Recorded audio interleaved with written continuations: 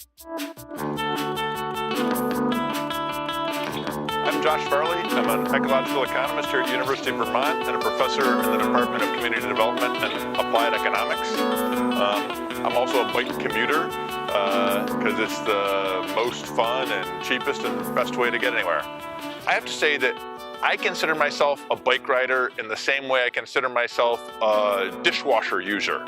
You know, it's a very, very convenient tool, better than other tools for getting the job done. As an ecological economist, we believe that the economy is a subsystem of the global ecosystem.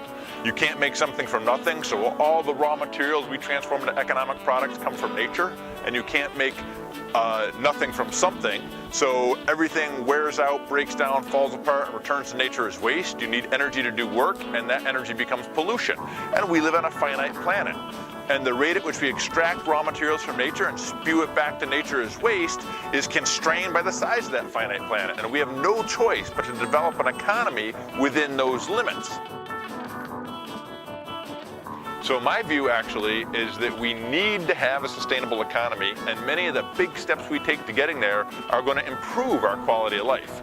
And I think that's actually not just some statement. I think that's a scientifically verifiable hypothesis.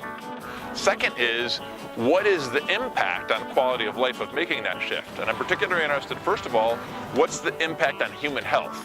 So huge amounts of evidence showing that as we transition to far more active transportation, there are going to be vast improvements in quality of health. If we have less of our environment dedicated to car habitat, parking spaces everywhere, roads everywhere. You know, so much of our landscape is dedicated to cars. When I was a kid, you'd go out on the street and you'd play in the street.